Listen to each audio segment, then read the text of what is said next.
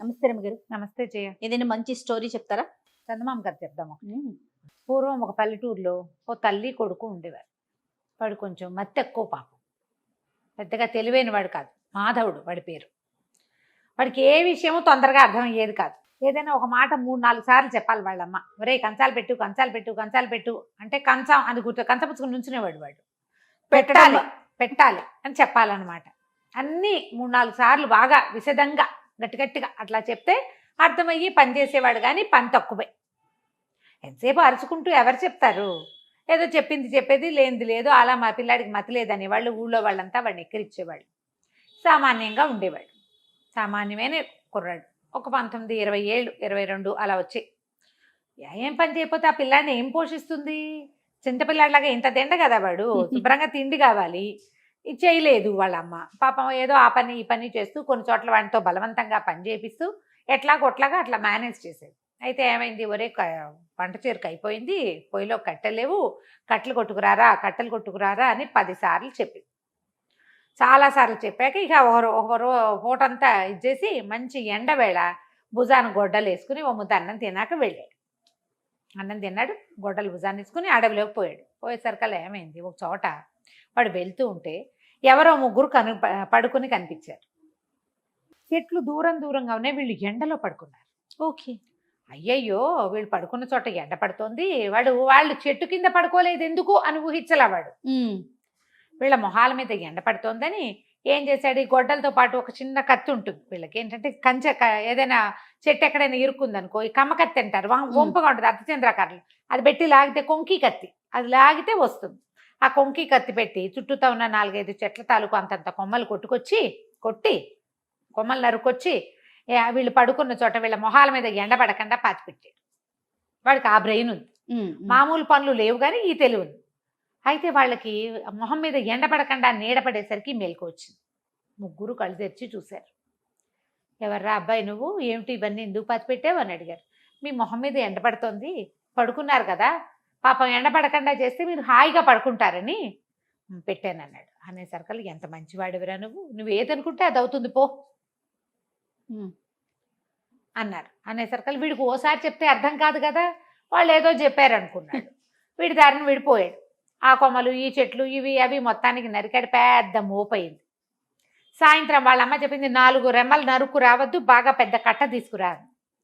అక్కడి నుంచి ఓ తాడు మళ్ళేసి, అంత మాత్రం పనులు వచ్చు వాడికి. తాడు ఏదో బొడ్లో దొబ్బు తెచ్చుకున్నాడు, తాడు మళ్ళేసి కట్టాడు. కట్టేది పెద్ద దొంగలాగా అయింది. వీడు దాన్ని లేపలేకపోయాడు. దాని మీదకి ఇట్లా పడుకున్నాడు. పడుకొని ఏమనుకున్నాడు, నేను ఈ దొంగను మోసుకెళ్ళలేను, ఈ దొంగే నన్ను మోసుకెళ్ళిపోతే ఎంత హాయిగా ఉంటుంది అన్నాడు. అనంగానే వాడు మర్చిపోయాడు, కానీ వాడు ఏదనుకుంటే అది అవుతుంది కదా. దొంగ రయ్యమని లేచింది. వీడు నిర్ఘాంత పడితే లేచి వచ్చేస్తుంది. ఆ కట్టెల మోపు అమాంతం లేచి ప్రయాణం చేయటం మొదలుపెట్టింది వీడింటికే. ఈ దొంగే నన్ను ఇంటికి తీసుకెళ్ళిపోతే బాగుండనుకున్నాడు. ఇంటి వైపు ప్రయాణిస్తుంటే వీడు తెల్లబోయేట వాడికి అర్థమైంది. ఇందాక వాళ్ళు ఏదో అన్నారు, అదే ఇది ఏమో అనిపించింది కానీ బాగా తెలియలా. ఇంటికెళ్ళి అమ్మకి చెప్తే అమ్మ ఏదైనా చెప్తుంది. ఆ దొంగ మీద ఏం చేశాడు, పడుకున్నవాడు కాస్త అట్లాగే లేచి చక్కగా కూర్చుని ప్రయాణం చేయటం మొదలుపెట్టాడు. అంత తెలివి ఉందన్నమాట వాడికి. కూర్చున్నాడు, చుట్టుపక్కల చూస్తున్నాడు, నవ్వుకుంటున్నాడు. ఇంతలో ఏమైంది, వీడు ఊళ్ళో కదా ఉంటాడు. ఓ రాజుగారికి పెద్ద బంగళా ఉంది. ఆ బంగళా మీద కానీ వీళ్ళు వెళ్ళాలి. ఆ బంగళా పై భాగంలో యువరాణి కూర్చున్నది. సాయంకాలం అయింది కదా, బయట కూర్చుంటారు ఆడపిల్లలు. చుట్టుపక్కల జరిగేవి వీళ్ళు మనుషులు, గొడ్డు గోదా, చిలకలు పక్షులు ఇళ్ళకెళ్ళేవి, గొడ్లు ఇంటికెళ్ళేది చూడడానికి కూర్చుంది. దానికి ఈ దొంగ మీద ప్రయాణం చేస్తూ, ఈ కట్టెల మోపు మీద ప్రయాణం చేస్తున్న కుర్రాడు చూసేసరికి పక్క నవ్వి. ఊరికే కట్టెల మోపు ఎట్లా ఎగురుతుంది? మామూలుగా గబుక్కున హాస్యాస్పదంగా ఉంటే నవ్వు రాదా? నడువుకో గావంచ, నెత్తికో గుడ్డ, భుజానో గొడ్డలి కత్తి, కట్టెల మోపు మీద కూర్చున్నాడు, అదేమో రయ్యమని ఎగురుతోంది. పకాల నవ్వేసరికల్లా ఇతను అనుకున్నాడు, ఈ కుర్రాడికి ఏమనిపిస్తుంది, ఏంటి నన్ను చూసి నవ్వుతుంది. వెనక్కి తిరిగి చూశాడు, అమ్మాయి హాహాహా నవ్వేస్తుంది. నవ్వేస్తుంటే ఇది కనుక నా పెళ్ళాం అయితే దీన్ని వంగతీసి గుద్దను నన్ను చూసి నవ్వినందుకు దొంగమొహం అనుకున్నాడు. అప్పటిదాకా నవ్వుతున్న యువరా ముఖమొహం వేసింది, వాడికి వేసే చూడటం మొదలుపెట్టింది. వీడి దారిని వీడి ఇంటికి పోయాడు. వాళ్ళ అమ్మ ఆశ్చర్యపోయింది, ఇవన్నీ ఎట మోసుకొచ్చావురా అని. అదే నన్ను మోసుకొచ్చిద్దే అన్నాడు. వాళ్ళ అమ్మకి అర్థం కాలేదు, మాట్లాడకుండా ఊరుకుంది. కట్టెలన్నీ విడదీసుకున్నారు. చిన్న ముక్కలు చేయరాంది వాడు ముక్కలు చేశాడు. ఇంకా వాడేం పెద్దగా ఊహించల. అంత ఊహ ఉన్నవాడు కాదు. ఎప్పుడో ఓసారి ఒక ఊహ తడుతుంది పాపం. ఇంతలో ఏమైంది, ఈ యువరాణి బికమొహం వేసుకుని అటు వాడు వెళ్ళిపోయిన వైపే చూస్తూ కూర్చుంది. నిట్టూర్పులు విడుస్తోంది. ఇక చిలకత్తలు చెప్పారు, ఇందాక దాకా నవ్వుతూనే ఉందండి, ఉన్నట్టుండి అమ్మాయి గారు ఎవరి మీదైనా మనసు పడిందేమో అట్లా బికమొహం వేసుకుని దిగాలుగా చూస్తోంది అనుకున్నారు. రాజుగారికి చెప్పారు. చెప్తే రాజు అన్నాడు, పిల్లకి పెళ్ళిడు వచ్చింది, ఎవరినైనా చూసి మగవాళ్ళని చూసి ముచ్చట పడింది, ఒక కుర్రవాడిని ఎవరినైనా చూసి అనేసరికల్లా, సరే అమ్మాయి నీకు పెళ్లి చేస్తానంటే, నేను ఎవరిని చేసుకోను అన్న, ఆ దొంగ మీద ఉన్న అబ్బాయిని చేసుకుంటా అనగానే రాజుగారు తెలబెట్టి, దొంగ మీద ఉంటావేమిటమంటే ఒక కట్టెల మోపు, దాని మీద ఒక అబ్బాయి కూర్చున్నాడు, ఆ అబ్బాయి నచ్చాడు నాన్న అనగానే రాజుగారి కోపం వచ్చింది. వాడెవడు దిక్కుమాలిన వాడో పనికిమాలిన వాడెవడో వాడిని తీసుకుంటానంటుంది ఏమిటి అంటే, సరే ఏమన్నారు, మంత్రులు వాళ్ళు కేకలేశారు. అదేంటి మహారాజా, అట్లా కాదండి, ఏదో రాజా మహారాజా వాళ్ళ పటాలు చూపిస్తావు, ఏ పటం చూపించినా ఆ అమ్మాయి కాదంటుంది, వీడిని కాదు నేను ప్రేమించింది అంటుంది, మనకున్నదా ఒక్క పిల్ల, ఎవరినైనా రాజా మహారాజా అని పిలిచి చేసామనుకోండి, ఈ రాజ్యం తీసిపోయి వాళ్ళ రాజ్యంలో కలుపుతారు. అదే మన ఊర్లో కుర్రాడే ఎవడో అయితే వాడిని రాజుని చేస్తే మన ఇంట్లోనే ఉంటుంది మన పిల్ల, మన దేశస్తుడే మనకు రాజు అవుతాడు.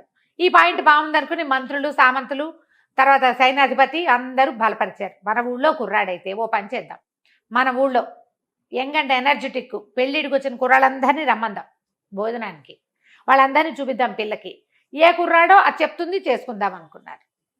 తొలినాడు భోజనాలకు పిలిచారు. ఇక ఊళ్ళో ఉన్న ప్రతి కుర్రాడు 18 ఏళ్ళ నుండి 25 ఏళ్ళలోపు పెళ్లి కాని కుర్రవేధవులంతా వచ్చారు. ఈ అమ్మాయిని అందరికీ చూపించారు. అదే అమ్మాయే చూసింది అందరినీ, ఎవ్వరు కాదండి. భోజనాలు అయిపోయినాయి. రాజుగారు చాలా విసుక్కున్నాడు, ఇదేమిటి మొత్తం కుర్రాళ్ళందరూ వచ్చారు, వీళ్ళు అక్కడ సెన్సెస్ తీశారు ఎవరెవరి ఇళ్లలో ఉన్నారు, ఇక మిగిలింది ముష్టి వాళ్ళే, వాళ్ళు కూడా ఒకళ్ళిద్దరిలో వచ్చారు. ఆయనకు చాలా కోపం వచ్చేసింది. మళ్ళీ మంత్రి గారు చాలా బతులాడాడు, పెళ్ళేమో ఇది దిగాలుగా అయిపోయి పాడైపోతుంది, మనకున్నది ఒక్క పిల్ల కదా, ఇక ముందు ఇప్పుడు ఈ పిల్లకి 18 ఏళ్ళు వచ్చినాయి, ఇంకో పిల్లాడో పిల్ల పుడతారో పుట్టరో రాజుగారికి, అట్ట కాదండి నా మాట వినండి, ఇంకోసారి మళ్ళీ కిందటిసారి రాని వాళ్ళంతా మళ్ళీ రండి అని మళ్ళీ చాటింపు వేశారు. ఈ చాటింపు ఈ మాధవుడు వాళ్ళ అమ్మ విన్నది. వాడు విన్న కూడా వినలే, వాడికి అసలు అయ్యా ఓసారి వింటే వాడు బుర్రకెక్కదు. వాళ్ళ అమ్మంది, ఒరే ఒరే వెళ్ళరా వెళ్ళరా, ఎంచక్క కనీసం రాజకుమార్తె నన్నెందుకు పెళ్లి చేసుకుంటుందే అన్నాడు. పెళ్లి కోసం కాదురా, శుభ్రమైన తిండైనా తినిస్తావు కదా, మనమేముంది ఏదో కూర అనుకుంటాం, చారు పోసుకుంటాం, మజ్జిగ పోసుకుంటాం, గంజన్నం తింటాం, మనం పచ్చడి గంజే మన బతుకు, చక్కగా సెటసోపేతంగా పెడతారు కదా. రాజుగారి ఇంట్లో భోజనం చేసి వచ్చిన కుర్రాళ్ళంతా ఇవాళ మొన్నటి భోజనం ఇవాళ దాకా తేరుస్తూనే ఉన్నారు. వెళ్ళు వెళ్ళు అని కొడుకుని ప్రోత్సహించింది. వీడు చింపిరి గుడ్డలతో జీపు జుట్టుతో ఉన్నాడు, అలాగే పోయాడు. వాడికి దేహాభిమానం లేదు, అవధూతవాడు. వెళ్ళిపోయాడు. వెళ్ళేసరికల్లా ఆ రాజకుమార్తె చుట్టూ చూసి వీడిని నేను ప్రేమించాను అనగానే రాజు తెల్లపోయాడు. అయ్యయ్యో ఇదేమిటి వీడు ఇట్ట ఉన్నాడు, వాడి చింపిరి గుడ్డలు జీబుతల వెర్రి వెధవల్లే ఉన్నాడు, వాడికి పిలిచినా కూడా పలకటం లేదు, ఇంత మతి లేని వెధవని ప్రేమించానంటదేంటి పిల్ల. యువరాణి వీడిని గనక పెళ్లి చేసుకోకపోతే చచ్చిపోతాను నాన్నగారు నేను అని చెప్పేసి. రాజు ఇంకేం చెయ్యాలో తెలియలా. సరే ఆయన గుళ్ళు పండిపోయింది. మంత్రి మీద సామంతుల మీద అందరి మీద కోపం వచ్చింది ఆయనకి. పెళ్ళే కదా, శాస్తి చేస్తాను మీ ఇద్దరికి, చేసేస్తాను పెళ్ళి అన్నాడు. తర్వాత రేపొద్దున ఈ దౌర్భాగ్యుడు సింహాసనం ఎక్కుతాడని ఊహించుకుంటే ఆయనకు ఒళ్ళు దురదలు చేస్తున్నాయి పాపం. సరే పెళ్ళికి ఒప్పేసుకున్నారు, పెళ్ళి అన్నారు. వీడికి మంచి బట్టలు కట్టించారు, పెళ్లి చేశారు. పెళ్లి చేసిన రోజు సాయంకాలం రాజుగారి ప్లాన్ ఏంటంటే, ఒక పీపాలో రాకుమార్తెని వీడిని పెట్టి సముద్రంలో పారేద్దాం, తన కూతురు వాళ్ళకి ఎందుకు మరి ఇప్పుడు దౌర్భాగ్యుడిని పెళ్లి చేసుకుంటానన్న పాడు కూతురు నాకెందుకు, దీన్ని రాణిని చెయ్యాలి, రేపొద్దున వాడిని రాజుని చెయ్యాలి, రాజు రాణి లేకపోతే పీడా పోయేది అంటే రాసిపెట్టున్న మొగుడు అని పాట పాడాడు మంత్రి గారు. ఆ రాసిపెట్టున్న తనం ఏంటో చూద్దాం, బతికి బాగుంటే వస్తారు లేకపోతే లేదు, ఈ మతలేని వెధవా, ఈ శృతి లేని పాట ఈ పిల్లది అని చెప్పేసి సరే పెళ్లి చేస్తా. పెళ్లి అయిపోయింది. పెళ్లి అయిపోయాక వీళ్ళని పీపాలో కూర్చోబెట్టి సముద్రంలో దింపేస్తారనే విషయం యువరాణి చెలికత్తలకి తెలిసిపోయింది. వాళ్ళు ఏం చేశారు, అయ్యో యువరాణి ఆకలికి ఆగలేదు, ఓ పని చేద్దామని ఆ పీపాలో కూర్చోబెట్టేటప్పుడు పీపాలో దింపారు. వీళ్ళని దింపగానే ఓ ఇంత మూట తినుబండారాల మూట ఎత్తి ఒళ్ళోకి విసిరేశారు. పీపా సీల్ చేసేసి సముద్రంలో పడేశారు. అది కూడా అటు తీసుకుపోయారు, ఒక చోట ఎక్కడ పడవ ఎక్కించి తీసుకుపోయి ఆ పడవలో కూర్చోబెట్టి సముద్రంలోకి తోసేసే యువరాణి ఏడవటం మొదలుపెట్టింది. అయ్యో నిన్ను ఎందుకు చేసుకోవాలనిపించిందో నాకు తెలీదు, ఇప్పటికి కూడా నువ్వే నా భర్తవని నాకు తోస్తోంది, ఎందుకు అసలు నువ్వు దొంగ మీద ఎలా ఎగిరేవు, నువ్వు నాకు ఎందుకు కనపడ్డావు, ఈ బతికేమిటి అనేసరికల్లా వీడు ఏమన్నాడు, నన్ను ఎందుకు పెళ్లి చేసుకున్నావో నాకు తెలియదు, మా అమ్మ భోజనానికి వెళ్ళమంటే వచ్చాను అంతే నేను అన్నాడు. అనేసరికల్లా తినుబండారాలు తిందామా అన్నాడు. అనేసరికి అమ్మాయి అంది, ఇక ఇవి తింటే మాత్రం ఏం బతుకుతాం మనం, వీటికి ఈ పీపాపకి కంతలు ఉంటే గానీ గాలి లోపలికి రాదు, బతకం. కంతలు కనుక ఉన్నాయా నీళ్లు కూడా లోపలికి వస్తాయి, బతకం. ఇక బతికేదేముంది అని వలవలా ఏడ్చింది. చచ్చిపోతావు, నువ్వు పని అయిపోయింది, అనవసరంగా నీ బతుకు నువ్వు రోడ్డు మీద అయినా బతికేవాడివి, వృధాగా నీ మీద ఎందుకు మనసు పడ్డానో తెలియకుండా నేను నిన్ను కూడా చంపేస్తున్నానంటే అప్పుడు ఈ కుర్రాడికి జ్ఞాపకం వచ్చింది. మరే ఒకరోజు ఆ దొంగ నేను మీద ఎగిరాను చూడు, ఆ రోజు పొద్దున ఒక 3 పెద్దవాళ్ళు అక్కడ కనపడ్డారు. వాళ్ళు నువ్వేదనుకుంటే అది అవుతుందిలేపో అన్నారు. అందుకేనేమో నేను ఆ దొంగ మీద ఉన్నప్పుడు నువ్వు నవ్వేవు కదా, ఇది నా పెళ్ళం అయితే వంగ తీసి కుద్దుదాం అనుకున్నాను అనగానే మా యువరాణి అదేదో అనుకుని తగలబడి ఇప్పుడైనా ఏదో ఒకటి సరిగ్గా అనుకో అన్నది. అనేసరికల్లా ముందు ఆకలిస్తుంది ఇవి తిందామన్నాడు. ఇద్దరు కలిసి తినుబండారాలు పంచు తినేశారు. తిన్నాక మనల్ని రక్షించడానికి ఒక పడవ, ఒక నావ, ఒక ఓడ ఎవరైనా రావాలి. దీనికి చిల్లులు పడితే చచ్చిపోతాం, చిల్లు లేకపోయినా చచ్చిపోతాం. చిల్లులు కాదు, ఈ తేలుతున్న పీపాను చూసి ఎవరైనా పడవాడు ఒక ఓడవాడు వచ్చి మన ఎక్కించుకోవాలి అన్నది. అనగానే ఈ కుర్రాడు ఏమన్నాడు, సరే ఒక ఓడ ఎవరైనా మమ్మల్ని రక్షించడానికి వస్తే బాగుండు అనుకోగానే బాయమని పెద్ద చప్పుడు వినపడింది. ఓ పడవ వాళ్ళు, అదేదో దేశం వాళ్ళు పడవ మీద ప్రయాణం చేస్తూ వెళ్తూ, అంటే ఇప్పుడు సామాన్లు అప్పట్లో ఇవి ఉండేవి కదా వ్యాపారాలు, వ్యాపారస్తుల పడవ ఏదో తేలుతోంది ఏమిటో చూసి ఆ పీపాని దగ్గరికి లాగారు. వాళ్ళు ఏమనుకున్నారు, ఎవరో దినుసులు పట్టుకెళ్తుంటే పీపా పడిపోయి ఉంటుంది, ఏదైనా తినుబండారాలు ఉంటాయని చూస్తే అందులోంచి పిల్లాడు పెళ్లి కూతురు పెళ్లి కొడుకు వేషాల్లో బయటకు వచ్చారు. బయటికి రాగానే సరే వాళ్ళేమన్నారు, వేగు లోపలికి ఎక్కించుకున్నారు. వీళ్ళకి ఏదో కాస్త మంచినీళ్ళు తాగడానికి ఇచ్చారు. ఎక్కడ దిగుతారు అని అడిగారు. అడిగితే ఏదో ఒక లంకలో దింపేయండి అంది రాకుమార్తె. ఇప్పుడు వెనక్కి వెళ్తే తండ్రి ఏం చేస్తాడు, అవును లంకలో దింపేయంగానే యువరాణింది, నువ్వు తెలివిగా ఆలోచించు, ఎక్కువ ఆలోచించుకోక, మనకి ఇక్కడ ఒక ఇల్లు వాకిలి పనివాళ్ళు అందరూ కావాలని కోరుకో. అంటే ఒక రాజభవనం నిండా పనిచేసేందుకు పనివాళ్ళు, మంత్రి సామంతులు అందరూ కావాలి అని కోరుకున్నాడు. పెద్ద బిల్డింగ్ వచ్చింది ఆ లంక మీద. ఒక 2-3 మంత్రులు వాళ్ళు వచ్చారు. మహారాజా వచ్చారా అనుకుంటూ. ఓహో అన్నీ కుదిరినాయి, బాగానే ఉంది. అమ్మాయింది, నువ్వు మాత్రం ఆలోచించొద్దు, నేనే చెప్తాను. మెల్లిగా అంత చక్కగా స్థిరపడింది, తిండి ఉంది, పని వాళ్ళకి పని ఉంది, చక్కగా తోటలు దొడ్లు ఏర్పరచుకున్నారు, అన్నీ బాగానే ఉన్నాయి. ఆ అమ్మాయి అంది, అలా కాదు, నువ్వు ఏదనుకుంటే అది అయ్యేటట్టయితే ఈ మామూలు మహము, ఈ తెలివి తక్కువ బుర్రా ఎందుకు, చక్కగా అందమైన శరీరము, మంచిగా ఆలోచించే బుర్రా కావాలని కోరుకోవచ్చు కదా అని అన్నది. వాడి కూడా తట్టింది. వాడు అప్పుడు మళ్ళీ కోరుకున్నాడు, నాకు కొంచెం అందమైన దేహం కావాలి, మొహం అందంగా మారిపోవాలి, చక్కగా తెల్లగా పొడుగ్గా అందంగా అయిపోవాలి, నేను ఇలాగా అని అడగల, అందంగా అని అడిగాడు. తర్వాత నా తెలివితేటలు పెరగాలి, తెలివితేటలు పెరిగినాయి, అందంగానూ అయ్యాడు. రాకుమార్తె భలే అందగత్తె. ఇద్దరు హాయిగా కులాసాగా ఉండటం మొదలుపెట్టారు. ఈ దీవి మీద చక్కగా సామ్రాజ్యం ఏర్పరచుకున్నారు, సొంత రాజ్యం. అది ఎంత దూరంలో ఉంది, వీళ్ళ ఊరు నుంచి కొంత ప్రయాణం చేస్తే అది వస్తుంది. సముద్ర తీరం వెంబడి వెళ్తూ ఉంటే ఒక దీవిలాగా ఉంటుంది, అక్కడ కనపడుతుంది. అయితే కొన్నాళ్ళు పోయాక రాజుగారు ఆ దీవి వెంబడి వెళ్తూ, కూతురు ఏమైపోయిందో ఇంకా ఆయన దిగులు పడుతూనే ఉన్నాడు.